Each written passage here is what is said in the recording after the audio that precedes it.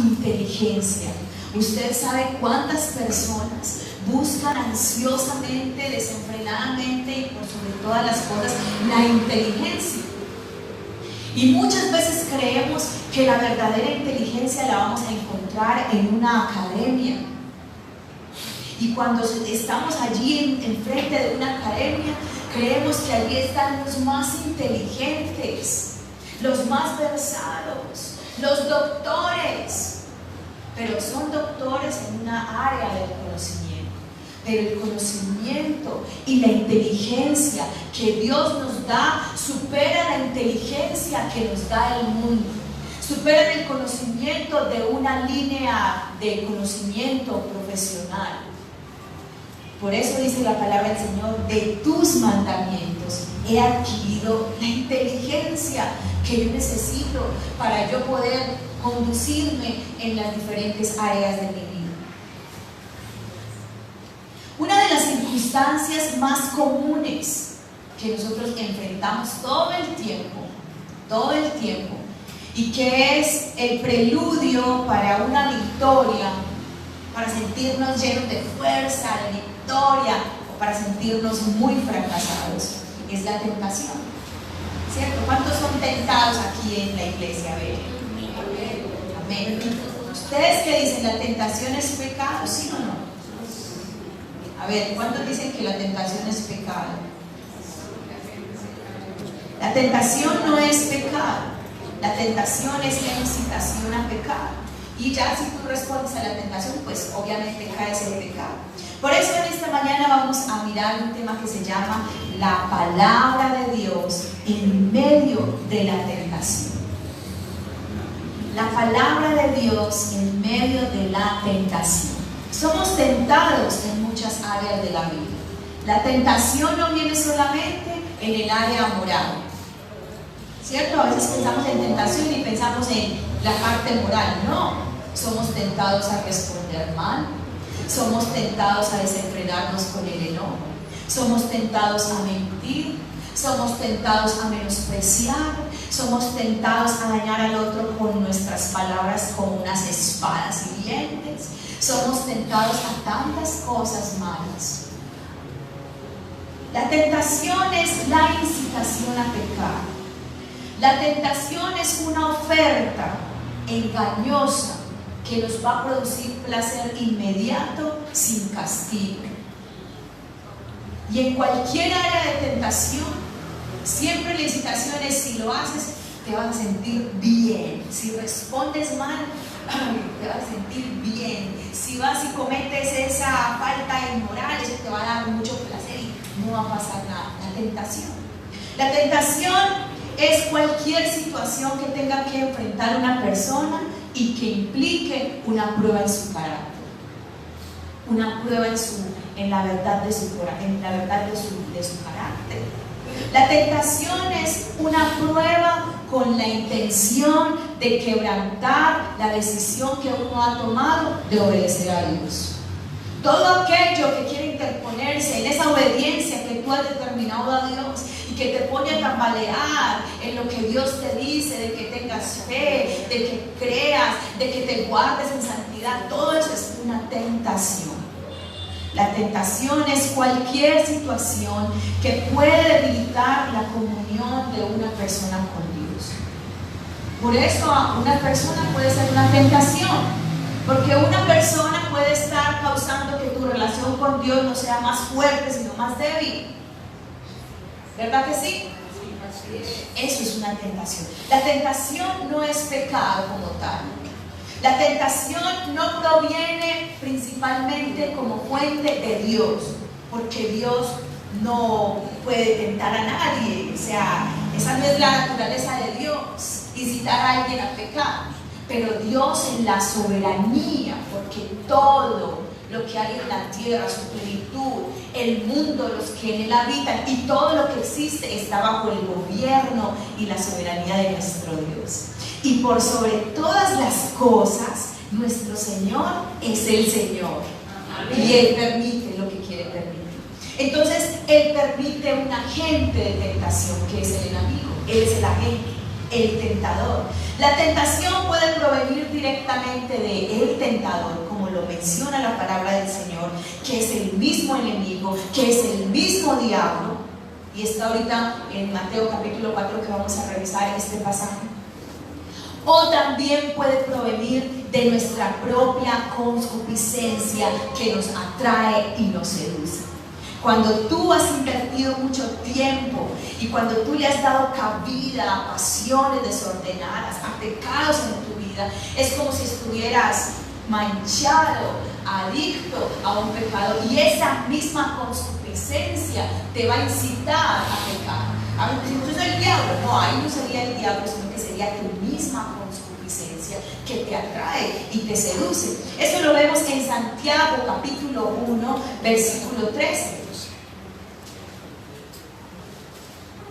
Dice: cuando alguno es tentado, no diga que es tentado de parte de Dios, porque Dios no puede ser tentado por el mal, ni Él tienta a nadie, sino que cada uno es tentado cuando de su propia concupiscencia es atraído y seducido.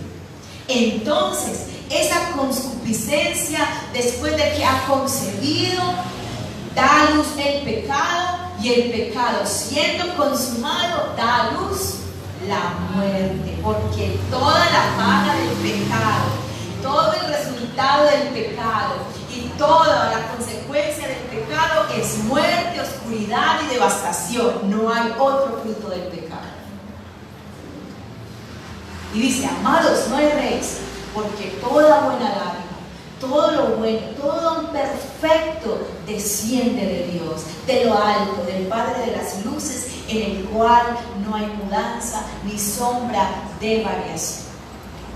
Entonces la tentación puede provenir de nosotros mismos, pero también muchas veces proviene del tentador. La palabra del Señor se refiere al diablo como aquel que tienta a los hijos del Señor.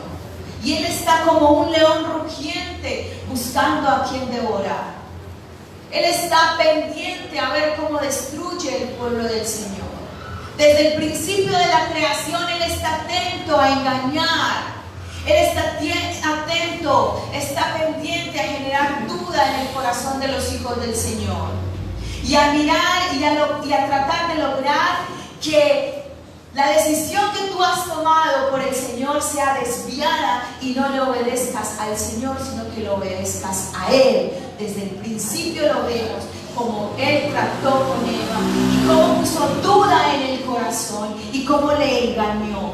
Porque todo lo que proviene del enemigo, sus palabras, sus insinuaciones, sus incitaciones, son mentira, porque Él es el padre de mentira, y cuando habla, de sí mismo habla. Todo lo que Él habla es, diga, mentira. Argumentos, pensamientos, tentaciones, todo esto que Él provoca es mentira, engaño. Lo que Él quiere es, siempre ha trabajado con el engaño, es su estrategia, siempre ha sido su estrategia, engañarte con argumentos, mentir. Pero independiente de la fuente de la tentación, caer en tentación es caer en pecado, y eso se traduce en muerte.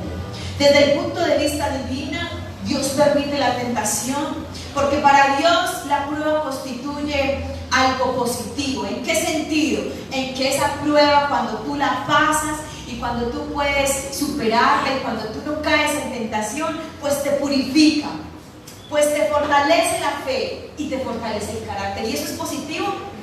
Es muy positivo. Cuando yo puedo decir, eso a mí ya no me mueve. Cuando yo puedo decir, yo superé esa tentación, yo tengo la fortaleza del Señor. Y cuando yo puedo sentirme fuerte, y es más, cuando veo que el diablo huye porque yo he estado firme, eso es muy bueno. Y por eso en ese sentido para Dios la tentación es algo, constituye una prueba positiva. Pero desde el punto de vista del diablo, la tentación no va en pos de que tú puedas superarlo. El Satanás, cuando tienta, está buscando que tú puedas caer. Satanás está dando golpes para matarte, para destruirte. Él está dando golpes para que tú pierdas y no para que ganes, para que tú seas devastado. Es solamente la intención de él: robarte la vida, matarte el propósito, destruirte. Entonces en esta mañana vamos a ver una de las formas de nosotros enfrentar la tentación, la más poderosa, que Jesús mismo enfrentó. Y Él nos enseña cómo nosotros debemos enfrentar aquellas tentaciones que vienen a nuestra vida para querernos hacer caer, para que nosotros podamos, en vez de caer, ser fortalecidos en el ser interior y podamos superar cada batalla, superar cada lucha y poder cada día asemejarnos al Señor Jesucristo. Vamos a abrir la palabra del Señor en Mateo capítulo 4.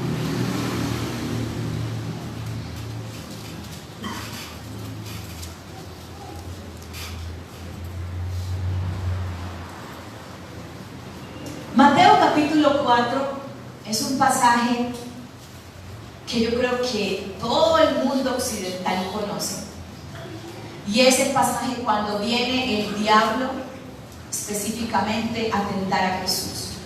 Y hoy no quiero como enfocarme tanto en la tentación como tal que hace el diablo a Jesús, porque él tienta en unas formas específicas, sino que quiero centrarme en la respuesta de Jesús frente a las tentaciones que nosotros tenemos.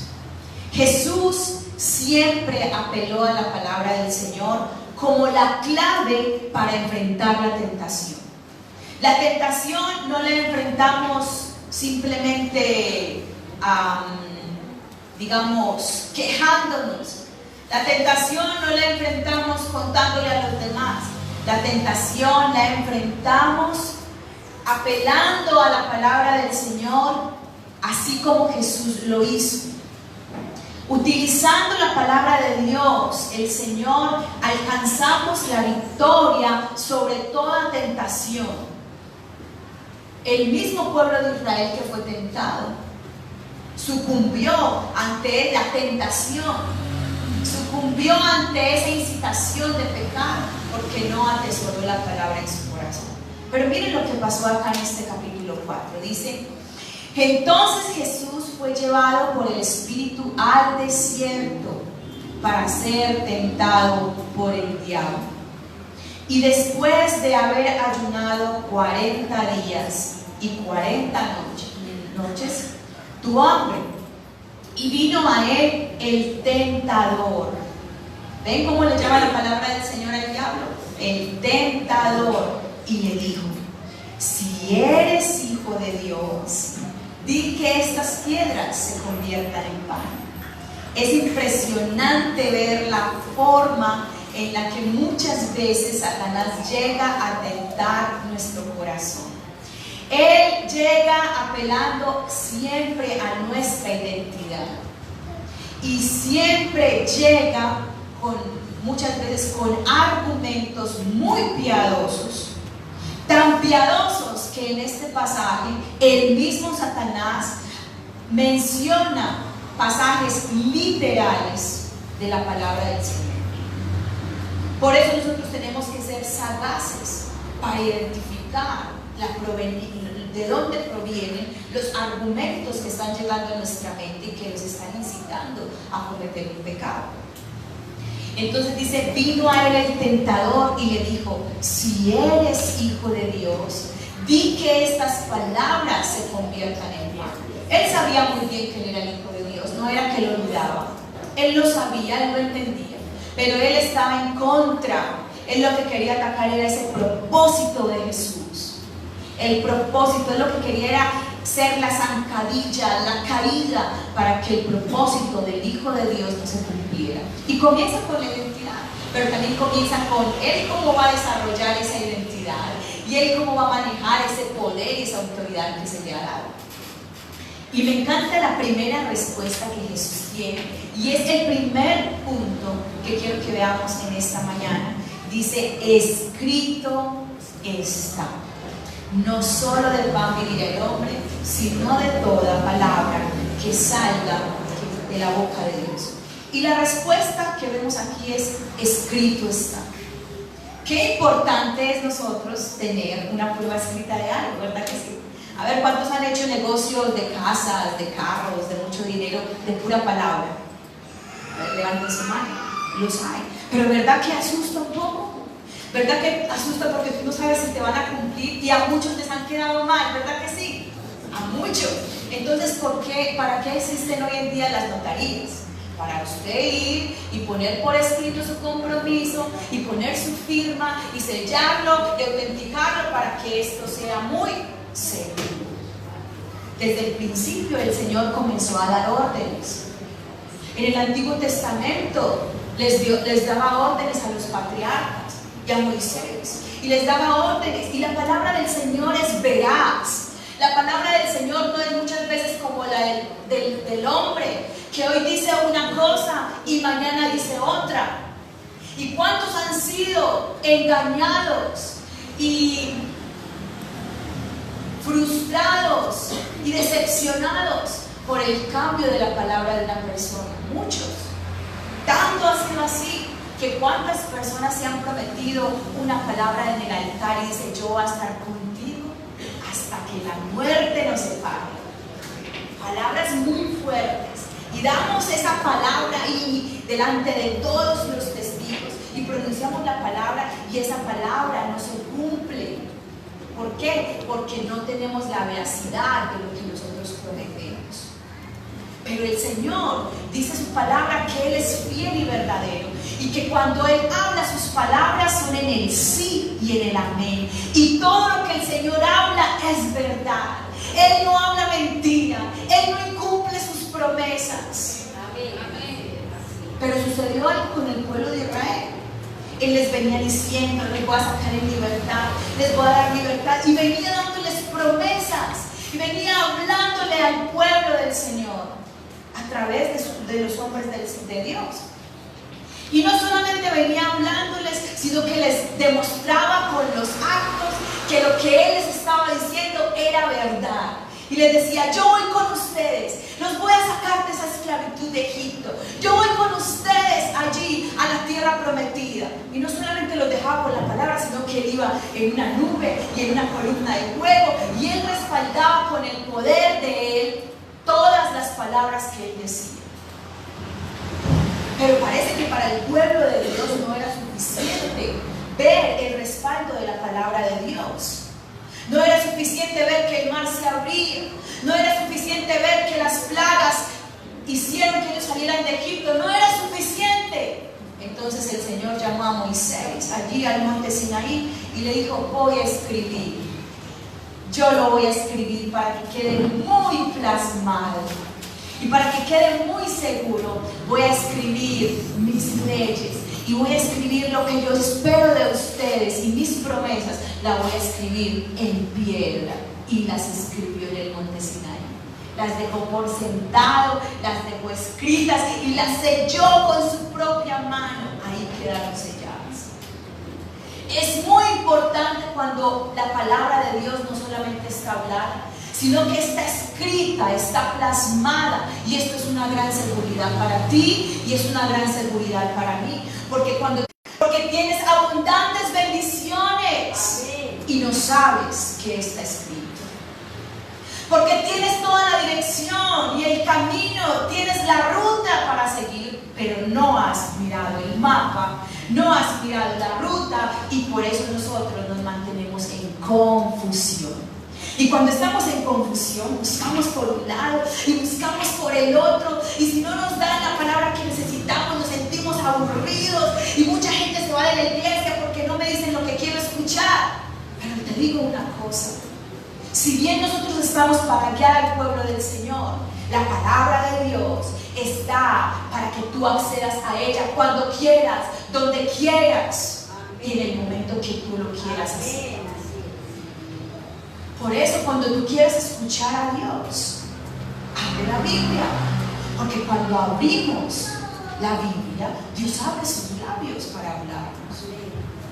Esta es la palabra segura, está escrita y está plasmada. Ya no solamente es hablar, Ya no solamente son las promesas que ay, me dijo el Señor. Ustedes saben qué hubiera pasado donde el Señor no hubiera plasmado sus palabras después de tantos años de historia. Yo creo que nosotros tendríamos una confusión tan impresionante porque los años van pasando y la historia se va olvidando. ¿Cierto? Nosotros, yo para recordar algo de la conquista de América y todo eso que fue tan glorioso, y los hombres, Simón Bolívar, todo eso, recordamos los detalles, eso fue impresionante para nuestro continente, nuestros países, pero no recordamos casi nada. ¿Por qué? Porque la historia se olvida. Pero cuando está escrita la historia, entonces tenemos una palabra segura para ir a confiar en ella. La palabra del Señor es segura y eficaz y está plasmada aquí, y por eso el Señor no solamente dijo, bueno, yo he escuchado de mi Padre que no solo de pan vivirá el hombre, sino que el Señor dice, y eso es algo importante, escrito está. Si en este momento llega una tentación a tu vida, que es muy probable que llegue, o que estés siendo tentado, tú tienes en este momento la palabra escrita en tu corazón de lo que vas a responder. Yo me estoy preparando en mi corazón. Me estoy preparando. Porque probablemente en unos días vienen noticias que puedan decir, oh, difícil, pero me tengo que preparar y mirar qué dice la palabra, qué está escrito con respecto a lo que yo debo de hacer. ¿Y qué está escrito con respecto a lo que Dios dice de lo que puede pasar?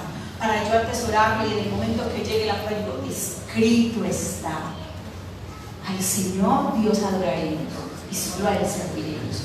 Pondremos nuestros ojos en Jesús, así el hombre a nuestro lado falle. Puesto los ojos en Jesús, el autor y consumador de la fe, el cual por el gozo puesto delante de Él sufrió el propio. Palabras que en el momento de la tentación nos van a sacar y nos van a liberar. Entonces, lo primero, no le puse nombre a este punto, lo primero le puse escrito está. ¿Qué está escrito para tu debilidad? ¿Qué está escrito para tu situación? ¿Ya sabes qué está escrito? ¿Ya lo escudriñaste la palabra? ¿Ya lo buscaste? ¿Ya lo atesoraste? No sigas más divagando en tu mente. No, busca qué está escrito para lo que en este momento estás viviendo. Porque cuando tú guardes ese dicho en tu corazón, esos dichos no permitirán que tú peques contra Dios. Me encanta este salmo, me encanta. Salmo 119, versículo 11. En mi corazón he guardado tus dichos para no pecar contra ti. Hay mucha gente que dice, ay, yo no sé, o sea, yo me desconozco. Yo no sé en qué momento yo quebré ese espejo de la ira, me desconozco. Yo no sé en qué momento volví a esta situación de esta manera. No sé en qué momento le pegué a mi cónyuge. Yo no sé en qué momento me acosté con esa persona, no sé. ¿Saben qué?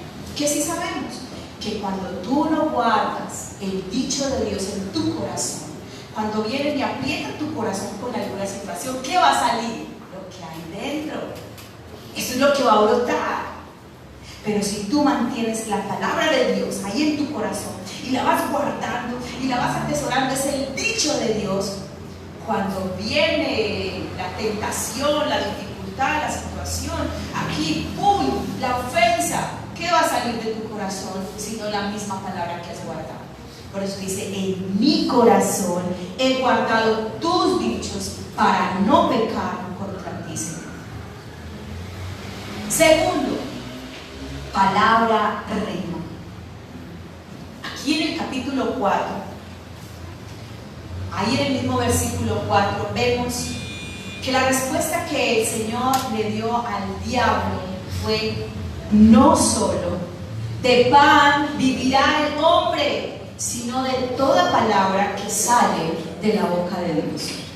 Esta palabra es muy profunda, pero más que profunda, también es una palabra rema. Hay dos tipos de palabra. Está la palabra logos y está la palabra rema. ¿Qué es la palabra logos? La palabra que yo conozco, ¿cierto? Yo conozco la palabra de Dios, yo conozco la teología, yo conozco mucha Biblia, yo la he estudiado, yo la he repasado, yo conozco el antes, el capítulo, el versículo, el libro, los profetas. Eso se llama logos. Conozco la palabra del Señor. Pero hay otra palabra que es la misma palabra, pero que cuando se menciona aquí tiene otro significado y es rema. ¿Y qué es rema? La palabra rema es esa palabra fresca. Cuando Dios habla a tu corazón es como si te da el aliento. ¿A alguien le ha pasado?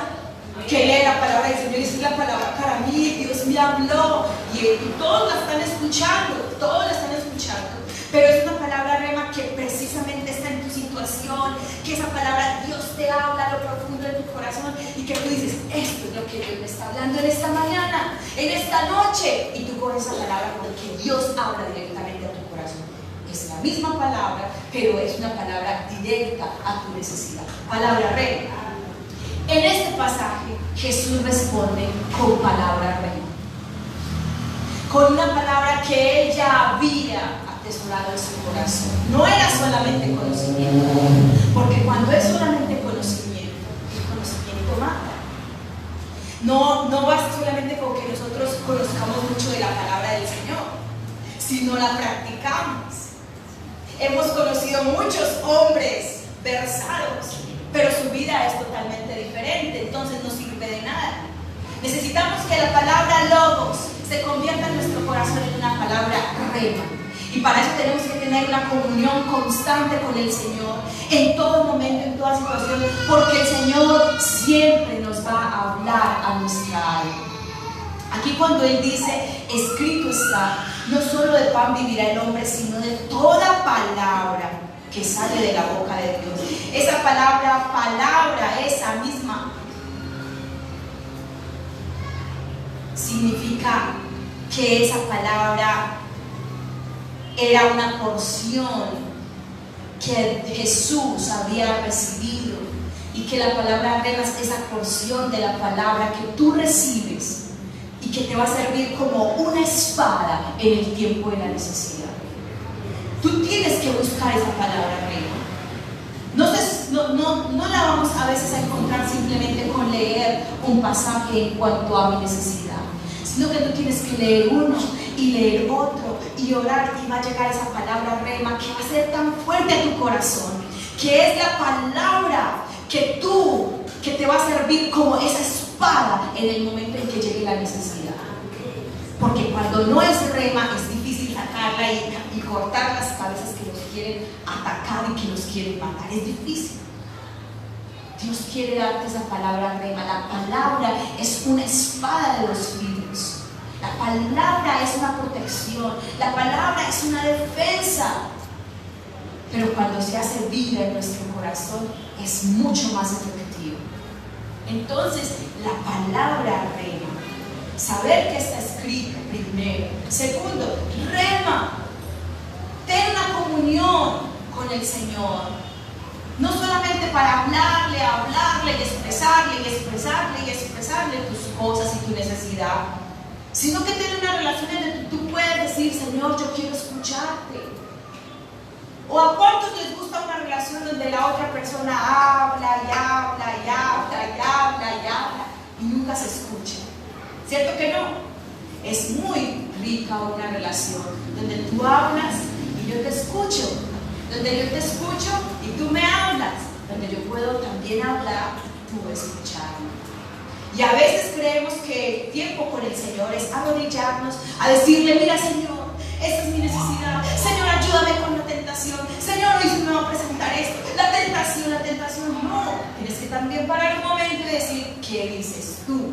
Y como de pronto Dios nos habla de varias formas. Una de esas es la voz audible, todo, pero la palabra, cuando tú abres esta palabra, es la voz de Dios seguro. Entonces ahí vas a encontrar la palabra rema para tu vida. Lo tercero que vemos aquí es la confesión, y todo está aquí, ahí mismo, en el versículo 4 y se repite en los demás versículos. Qué importante es confesar la palabra rema. Qué importante es tú abrir tus labios para declarar la palabra que te ha sido dada, para declarar la palabra en medio de la situación difícil, en medio de la duda. ¿Cuál es la palabra que tiene que salir de tu corazón? La palabra de fe que dice: al que creyere todo le es posible. No te he dicho que si crees verás la palabra, la gloria de Dios, y empezar a confesar lo que la palabra dice en cuanto a mi necesidad. Jesucristo lo hizo. Él lo primero que hizo fue confesar la palabra, hablarlo. Y les voy a contar una cosa que yo creo que muchos ya saben. Satanás no conoce tus pensamientos. ¿Sí sabían eso? Satanás no conoce tus intenciones. Satanás no conoce nada de nada ni de nadie. Satanás es un ser limitado con el poder que Dios mismo le ha permitido tener. Pero él no conoce mis más íntimos pensamientos. Por eso, en medio de la tentación, si tú confiesas la palabra, aún estando débil, él mismo va a decir: oh, este hombre está fortalecido en la palabra, y tú te permaneces en la confesión, y eso va a ser una batalla espiritual con el enemigo y con cualquier otra debilidad. Confesar la palabra. ¿Qué tienes en tus labios para confesar? El problema es que en medio de las dificultades confesamos lo peor, confesamos la duda, dejamos salir el viejo hombre y no permitimos que la palabra ataque. ¿De dónde realmente se pega el enemigo? Se pega de lo que ve de ti, se pega de lo que tú haces, bien o mal, para saber cómo tentarte, cómo aporrearte y cómo destruirte. Pero él no conoce tus pensamientos. Es importante nosotros convertirnos en confesadores de la palabra del Señor. En Efesios capítulo 4, versículo 28 dice: ninguna palabra corrompida salga de vuestra boca, sino aquella que sea buena para la necesaria edificación, a fin de dar gracia a los oyentes. Y la palabra que pueda cumplir estos 4 aspectos: que sea buena, que edifique, que dé gracia, que la quieran escuchar. No hay nada más, no hay ninguna medicina como la palabra del Señor. Por eso tenemos que llenarnos de la palabra del Señor, llenarnos de la palabra del Señor, tener una disciplina con la palabra del Señor, tener una disciplina de estarla leyendo todos los días, no simplemente lo que abrí, ahí leí y hasta mañana. Mañana abro por aquí en Génesis, pasado mañana abro en Lamentaciones, el miércoles abro en Éxodo, y no tengo un orden claro de lo que Dios ha escrito en este testamento. Necesitamos un orden, necesitamos un compromiso, necesitamos dejar la ropa a un ladito, esperar a que ahorita la doblo y sacar mi media hora para escudriñar la escritura y saber qué Dios quiere para mí. Necesito parar un momento de los afanes de la vida y coger lo más importante, que traerá palabra rema a nuestros corazones. Y por último, la obediencia, que desde chiquitos les inculcamos a nuestros niños, pero que muchas veces ni siquiera nosotros hemos arraigado eso en nuestro corazón. La obediencia es fundamental para ver la gloria de Dios. ¿Con qué limpiará el Señor nuestra vida si no es con guardar su palabra? Y guardar es un mandamiento. Guardar significa no la deseches, no la olvides, atesórala en tu corazón, abrázala, amárrate a ella por difícil que sea la circunstancia. Camina con esa palabra, así tengas que llorar lágrimas. Obedece la palabra del Señor. Si tú la obedeces, tú verás la gloria del Señor. La obediencia nunca va a ser después de la promesa. Siempre la promesa y la bendición vienen después de la obediencia, y la obediencia es la que va a abrir el camino a la bendición. Muchos quieren primero la promesa para luego obedecer, pero no es así. En los caminos del Señor no es así. En los caminos del Señor tú primero crees y obedeces y luego ves la gloria del Señor. Y a veces es difícil, a veces es duro, porque en la obediencia tenemos que renunciar a muchas cosas. Pero ahí es en la obediencia donde la palabra, tú puedes decir, yo voy a obedecer porque escrito está. Yo me voy a guardar porque escrito está. Yo voy a ser fiel porque escrito está. Tienes tentación, tienes dificultad, pero tú coges la palabra escrita y la obedeces, cuéstele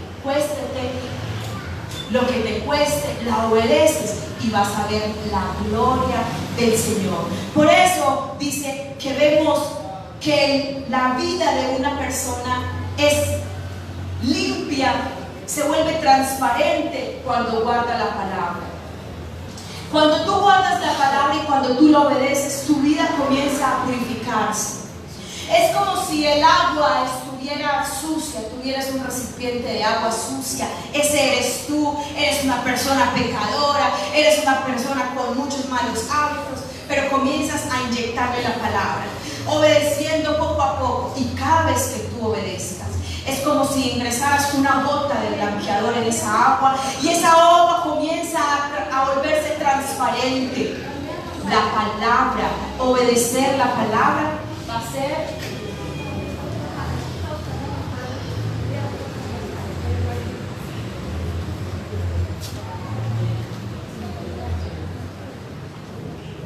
obedecer la palabra, va a ser aquello que va a empezar a limpiar nuestro camino. No te vayas en contra de la palabra, caballeros. Si la palabra del Señor dice tú eres un sacerdote y tú te vas en contra de esa palabra y te niegas a ser un sacerdote, te niegas a ser el iniciador, te niegas a dar pasos de fe, tú vas en contra de la palabra y tu carácter nunca será edificado.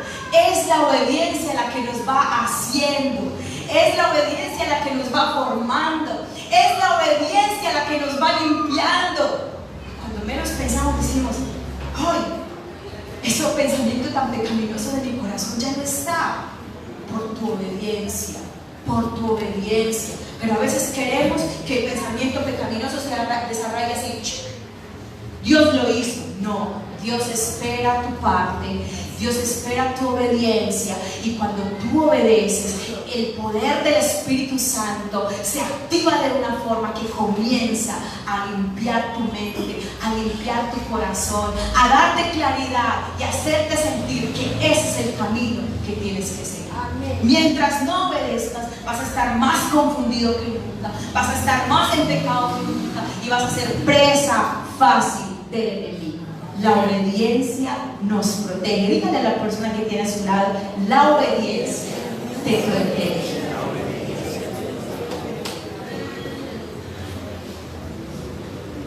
Para terminar,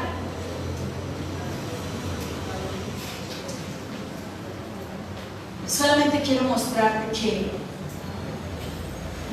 si hacemos esto en medio de la tentación, el Señor va a vivificar también nuestro espíritu, nuestro corazón.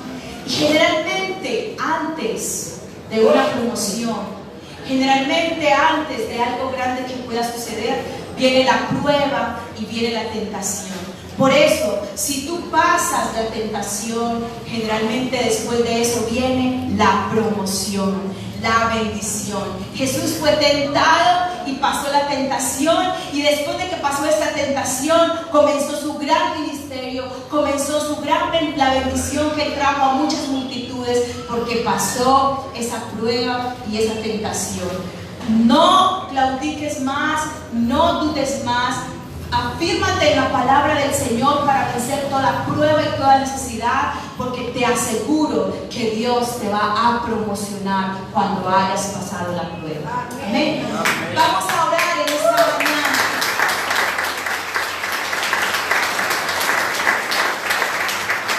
Yo le voy a invitar a que usted ahí donde está cierre sus ojos y oremos al Señor.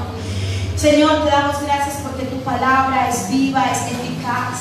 Yo te doy gracias, Señor, porque tu palabra me enseña cómo poder vencer Tu palabra me enseña cómo tener la victoria. Tu palabra me enseña, Señor, cómo poder avanzar, cómo poder pasar de nivel, cómo ser promovido. Yo te pido en esta mañana, Señor, que cada uno de tus hijos